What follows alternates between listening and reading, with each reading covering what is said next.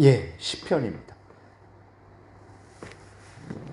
이제 에스더서를 나가서 그 다음에 욥기가 있는데, 욥기는 또 지난번 수요 예배 때 한번 이렇게 살펴본 거라서 시편을 이제 앞으로 나가려고 합니다.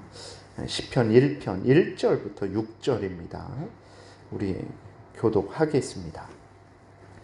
복이 있는 사람은 악인들의 꾀를 따르지 아니하며 죄인들의 길에 서지 아니하며 오만한 자들의 자리에 앉지 아니하고 오직 여호와의 율법을 즐거워하여 그의 율법을 주야로 묵상하는도다. 그는 시냇가에 심은 나무가 철을 따라 열매를 맺으며 그 잎사귀가 마르지 아니함 같으니 그가 하는 모든 일이 다 형통하리로다. 악인들은 그렇지 아니하며 오직 바람에 나는 겨와 같도다. 그러므로 악인들은 심판을 견디지 못하며 죄인들이 의인들의 모임에 들지 못하리로다. 무릇 의인들의 길은 여호와께서 인정하시나 악인들의 길은 망하리로다. 아멘. 기도드리겠습니다. 살아계신 하나님 감사합니다. 하나님의 말씀을 우리가 전하고 듣사오니 성령께서 역사하셔서 하나님의 뜻을 잘 깨달아 알고 성경에서 알려주시는 하나님의 뜻을 굳게 믿고 따르게 도우소서. 예수 그리스도의 이름으로 기도드렸습니다. 아멘. 예, 오늘은 이제 시편 개론에 대해서 간략하게 살펴보는 시간을 갖겠습니다. 시편이라고 제목이 붙여져 있는데 시들을 모은 책이라는 뜻이죠. 책편해서 시편이라고 이렇게 우리가 부르는 것입니다. 그리고 히브리어로는 이제 찬양들이라는 그러한 이름을 가지고 있어요. 찬양들. 그래서 이 시편을 이제 구약 때에도 그렇고 신약 때에도 그렇고 또 초대교회 이후로도 그렇고 이 시편을 예배용으로 이렇게 사용을 했습니다. 그 다음에 시편 저자는 아주 다양합니다. 그래서 시편을 가장 많이 기록한 저자는 이제 다윗이에요. 다윗이 시편을 73편을 기록을 했죠. 그리고 아삽이 이제 12편, 고라가 10편, 그 다음에 솔로몬이 2편, 모세가 1편, 헤만이 1편, 에단이 1편, 그리고 이름을 정확히 알 수 없는 그러한 사람들이 이제 기록한 것이 50편이 됩니다. 그러니까 이 시편은 한 사람이 기록을 한 게 아니라 다윗이나 아삽이나 고라나 솔로몬이나 또 모세나 이렇게 기록한 이 것들을 이렇게 모은 거예요. 편집을 한 것입니다. 이렇게 모아갖고 이제 한 권의 성경책이 된 거죠. 그래서 다윗과 솔로몬 이후로 자신의 시편들을 모아서 이제 최종 편집자는 에스라로 이렇게 보고 있는데 정확한 거는 아니에요. 그러나 어쨌든 그렇게 성경을 연구하는 사람들이 그러한 식으로 보고 있습니다. 그 다음에 시편을 왜 주셨냐 그랬을 때 첫 번째로는 이제 예배용으로 사용하도록 하나님께서 시편을 주신 거예요. 그래서 하나님이 시편을 통해서 이제 하나님이 어떤 분인지, 하나님의 뜻이 무엇인지, 그리고 예수 그리스도 안에서의 구원의 은혜에 대해서 그리고 또 그러한 하나님과 하나님의 뜻을 알고 또 예수 그리스도 안에서 베푸시는 그 구원에 대해서 알고 그 은혜에 감사하고 찬송하며 또 하나님 앞에 간구하는 그러한 내용들인데 이 시편을 가지고 예배 때 사용하라라고 그렇게 주셔서 그래서 구약 때에도 그렇고 신약 때에도 그렇고 역사적으로 교회에서는 이 시편을 예배 때에 사용을 했어요. 그러니까 단순히 우리가 뒤에서 교동문 읽는 그러한 정도가 아니라 이 시편을 찬송으로 사용을 했습니다. 그래서 마태복음 26장 30절에 보게 되면 예수님이 이렇게 최후의 만찬이죠. 그래서 마지막 6월절 만찬을 마치시고 감람산으로 기도하러 가실 때에 뭐라고 이렇게 기록이 되어 있냐면 그들이 찬미하고 감람산으로 나아가니라 라고 했을 때 그들이 찬미했다. 예수님하고 제자들이 찬미했다 그랬을 때 그것을 무엇으로 해석하냐면 시편을 부른 것으로 그렇게 해석을 하는 거예요. 시편을 부르면서 하나님께 찬송을 드리면서 그 감난산으로 간 것으로 해석을 합니다. 그리고 또 에베소서 5장 19절에도 보게 되면 시와 찬송과 신령한 노래들로 서로 화답하며 너의 마음으로 주께 노래하며 찬송하며 라고 이렇게 기록이 되어 있어요. 그랬을 때 여기에 시와 찬송과 신령한 노래들이 무슨 의미냐면 시와 그랬을 때 이 시는 구약의 시편을 가리켜요.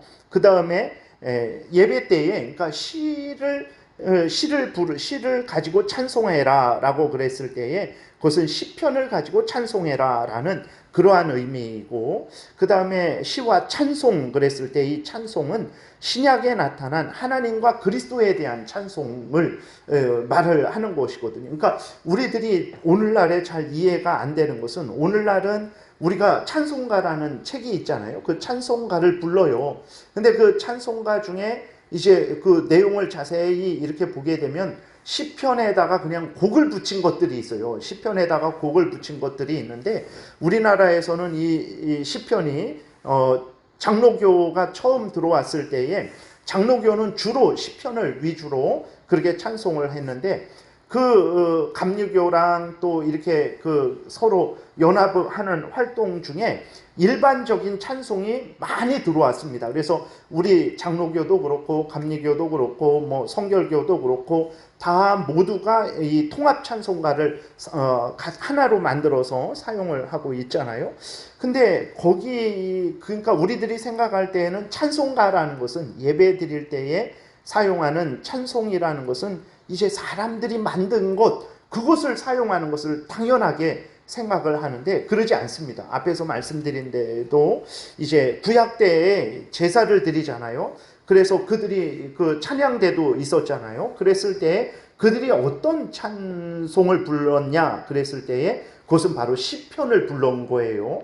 그 다음에 신약 때도 그렇고 이 에베소서 5장 19절에서도 그렇고 바울이 에베소 교회에 편지하면서 예배 때에 찬송을 부르라 라고 했을 때에 어떤 찬송을 부르냐, 오늘날처럼 우리들이 다 대부분이 인간이 이렇게 작사 작곡한 그런 찬송을 부르라 그런 의미는 아니고, 바로 첫 번째로는 시편을 가지고 찬송을 부르라 라는 그런 의미예요. 그 다음에 찬송이라는 것이 있는데 그 찬송은 신약에 나타난 이제 신약과 구약에 나타난 하나님과 그리스도에 대한 찬송들이 있어요.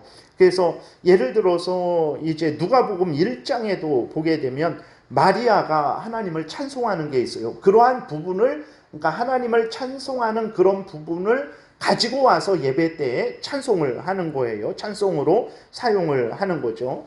그 다음에 또 이제 누가복음 우리가 잘 아는 대로 2장에 보게 되면 예수님이 탄생하셨을 때에 천군 천사가 찬송을 하죠. 호련히 수많은 천군이 그 천사들과 함께 하나님을 찬송하여 이르되 지극히 높은 곳에서는 하나님께 영광이요 땅에서는 하나님이 기뻐하신 사람들 중에 평화로다. 이러한 것들을 찬송으로 사용한 거예요. 그러니까 우리들은 항상 이렇게 일반적으로 우리가 가지고 있는 찬송가, 그래서 옛날부터 이렇게 사용했을 거라고 생각을 하지만 그렇지 않습니다. 이렇게 찬송가를 사용한 것은 그렇게 오래지 않아요. 얼마 되지 않습니다. 원래 역사적으로는 어떻게 사용을 했냐면 이제 시편을 사용했고, 그 다음에 구약과 신약에 나타난 하나님을 찬송하는, 예수 그리스도를 찬송하는 그러한 이제 그 부분을 따다가 그것을 찬송가로 사용을 했어요. 그래서 그 빌립보서 2장 6절부터 11절에 보게 되면 그리스도에 대한 그 찬송이 있어요. 그러한 것들도 따다가 이제 예배 때에 그렇게 사용을 했고, 특별히 또 주기도문이라든지 그 다음에 사도신경이라든지 십계명을 가지고 찬송 때 사용했습니다. 그러니까 오늘날은 이제 우리들이 찬송가 말고도 이제 복음성가들이 많이 있잖아요. 그랬을 때에 그러한 것들, 예배 때에는 그러한 것들만 부르는 것을 우리가 당연하게 생각을 하는데 그러지는 않고 점점 이제 교회에서 시편을 가지고 성경에 나타난 그 찬송 부분을 가지고 그렇게 하나님 앞에 찬송가로 사용을 했는데 그것이 점점 변화되어서 사람들이 이렇게 작사 작곡한 그러한 것들이 이렇게 들어오게 된 거죠. 그러면 안 된다. 그것은 아닙니다. 얼마든지 그럴 수 있지만 우리가 주로 교회에서는 찬송을 사용할 때에 시편 찬송과 성경에 나타난 하나님을 찬양하는 그러한 부분, 그래서 그 에베소서 5장 19절에서 시와 그랬을 때에는 시와 찬송과 신령한 노래들 그랬을 때에 시라는 것은 이제 말씀드렸듯이 시편이고 찬송이라는 것은 이제 성경에 나타난 하나님을 찬송하고 이제 예수 그리스도를 찬송하는 그러한 찬송들, 말씀드렸듯이 예수님이 탄생했을 때 하늘에는 영광이고 이 땅에는 평화다, 이러한 것들, 그 다음에 사가랴의 찬송들, 뭐 시므온의 찬송들, 이러한 것들이고, 그 다음에 신령한 노래라고 했을 때 그것은 직접적으로 하나님과 하나님을 또 예수 그리스도를 찬양하지는 않지만 말씀드렸듯이 주기도문이라든지 사도신경이라든지 십계명이라든지 이제 이러한 부분을 지칭하는 것으로 그렇게 해석을 한다라는 것을 우리가 이해하면 되겠습니다. 그래서 우리들이 오늘날에 교회에서 찬송을 부를 때 그럼 어떻게 부르는 것이, 찬송을 부를 때 어떤 찬송을 사용하는 게 가장 이렇게 또 성경적이냐 그랬을 때에는 말씀드렸듯이 시편과 성경에 나타나 있는 그러한 찬송들을 위주로 그렇게 사용을 하면서 또 이제 교회에서 역사적으로 작사 작곡한 성도들이 작사 작곡한 그러한 찬송가를 또 사용을 하지만 그러한 찬송가를 사용할 때에는 그 가사와 곡조를 아주 신중하게 사용을 해야 되는 것입니다. 그래서 세상의 유행가와 같은 것을 사용해서는 안 돼요. 그래서 우리들의 감정을 아주 이렇게 만족시키고 그렇게 우리들을 기쁘게 하는 그러한 찬송가를 우리가 많이 오늘날의 그 젊은이들도 그렇고 어른은 어른들 맞는 그러한 멜로디나 그러한 분위기의 찬송, 아이들은 또 젊은이들은 젊은이들에 맞는 그러한 찬송들을 그렇게 사용을 하죠. 왜냐하면 그것이 내 마음에 맞고 내 귀에 들리기 좋고 그러기 때문에 그렇게 그러한 곡조를 사용을 하는데 그때는 좀 신중을 해야 되는 것입니다. 그래서 세상 유행가와 같은 그러한 분위기로 사용해서는 절대로 안 되는 거예요. 왜 그러냐면 찬송이라는 것은 우리의 기분을 좋게 하는 것이 아닙니다. 우리의 기분을 좋게 하는 것이 목적이 아니고 하나님께 대한 신앙을 고백하는 게 목적인 거예요. 하나님을 찬양하는 것이 목적인 것입니다. 하나님 앞에 간구하는 것이 목적인 거예요. 그렇기 때문에 들썩들썩하고 그냥 신이 나서 그렇게 하는 것은, 그것은 이제 그렇게 하다 보면 이제 우리의 마음이 좀 이렇게 뜨거워진다 그렇게 말을 하기도 하고 또 우리의 그 감정이 흥분이 되기도 하는데 우리가 예를 들어서 예배를 드릴 때에도 물론 우리 감정을 무시하는 건 아니지만 예를 들어서 뭐 부동산에서 집을 계약한다라고 생각을 해보세요. 집을 계약을 하는데 그냥 뭐 뿡짝뿡짝 막 음악을 틀어놓고서는 그냥 정신없이 막 춤을 추면서 그 집을 계약하는 사람이 있습니까? 음악 텔레비 좀 끄세요. 뭐 음악 좀 끄세요. 정신을 차리고 이게 글씨 하나 뭐 틀리지 않았는지 돈이 뭐 어떻게 잘못되게 계약은 되지 않는지 아주 정신을 차리고 그렇게 계약을 한단 말이에요. 그러니까 아주 중요한, 인간들도 중요한 일을 할 때에는 그렇게 막 감정을 흥분시켜 갖고 그러지 않습니다. 마트 같은 데 가서 왜 자꾸 그렇게 음악이 그 길거리에 다니다 보면 가게에서 음악이 이렇게 아주 즐거운 음악, 경쾌한 음악, 신나는 음악이 막 그렇게 쏟아져 나오냐면 사람들의 마음을 좀 이렇게 기쁘게 하고 즐겁게 하고 그러면서 빨리빨리 돌아다니면서 빨리빨리 물건을 좀 이렇게 사게 하기 위해서 그 음악을 그렇게 사용을 하는 거거든요. 그렇기 때문에 하나님 앞에서 그 음악을, 찬송을 사용할 때에는 우리를 기쁘게 하고 흥분시키고 그러한 것으로 그 목적으로 절대 사용해서는 안 되고 하나님을 향하게 하고 하나님의 하나님이 어떤 분인지, 하나님의 뜻이 무엇인지, 하나님의 베푸신 은혜가 무엇인지, 거기에 대해서 내가 중심으로 감사하고 집중하고 영광을 돌리는 그러한 이제 것이 핵심이 되어서 찬송을 사용을 해야 되는 거예요. 그래서 우리가 일반적으로 그래서 몇 번 시편 찬송을 이렇게 우리도 했었잖아요. 근데 지금 우리들에게는 그 시편, 물론 시편 찬송 멜로디도 뭐 특별히 이것만이다 그런 거는 아니지만 음악을 하는 사람들은 보게 되면 그 음악이 정말 이제 나의 마음을 더 흥분시키는지 아니면 나를 분명하게 정신을 차리게 하고 집중하게 하는지 그러한 것들이 있어요. 그래서 우리가 곡을 붙일 때에도 그렇고 가사를 써서 이제 시편에 성경에 있는 시편을 부를 때 곡을 붙일 때에도 그렇고 또 우리가 가사를 써서 또 그 찬송을 만들 때에도 그렇고 아주 신중하게 가사와 곡조를 신중하게 그렇게 사용을 그렇게 해야 되는 것입니다. 그래서 우리들이 예배 때에 우리가 시편을 중심으로 성경에 나와 있는 찬송을 중심으로 해서 하나님 앞에 예배 때에 사용하고 그 다음에 또 동시에 작사 작곡된 그러한 찬송가들 중에서 신중하게 그것을 잘 구별해서 예배 때에 사용을 하는 것이 그것이 이제 찬송을 바르게 사용을 하는 것이 되는 거죠. 그리고 또 끝으로 시편의 두 번째 목적은 무엇이냐면 이게 성경이거든요. 성경입니다. 그래서 이것을 통해서 우리로 하여금 하나님의 뜻을 알고 하나님 앞에 바른 믿음을 갖게 하기 위한 것이죠. 그런데 특별히 시편은 이제 시편 저자들이 하나님을 향해서 말을 하는 거예요. 하나님을 향해서 말을 하는 것인데 그래서 아주 솔직합니다. 그러니까 시편 저자들이 기쁜 일이 있을 때, 슬픈 일이 있을 때, 고난을 당할 때, 전쟁 중에 뭐 배신을 당했을 때, 자기가 범죄했을 때 그 자기의 속마음을 이렇게 솔직하게 하나님 앞에 아뢰입니다. 그래서 그러한 것들을 통해서 하나님이 그리스도인들이 어떤 마음과 태도를 가져야 되는지를 하나님의 사람들이 어떤 마음과 태도를 가졌는지를 솔직하게 우리에게 보여주시는 거예요. 그래서 그것을 보고 우리 마음을 보게 하는 거죠.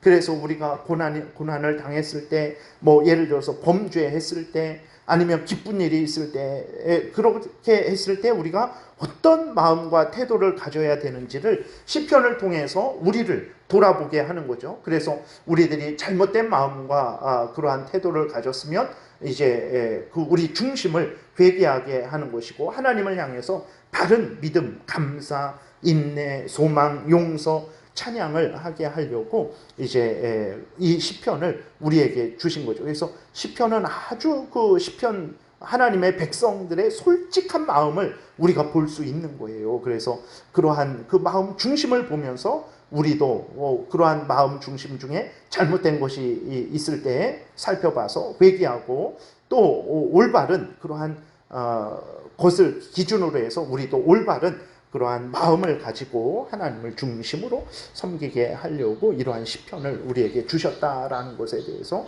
우리가 이해를 하고 이 시편을 또 이제 꾸준히 이제 살펴보는 시간을 갖겠습니다. 그래서 오늘은 이렇게 개론에 대해서 잠깐 살펴봤습니다. 기도드리겠습니다.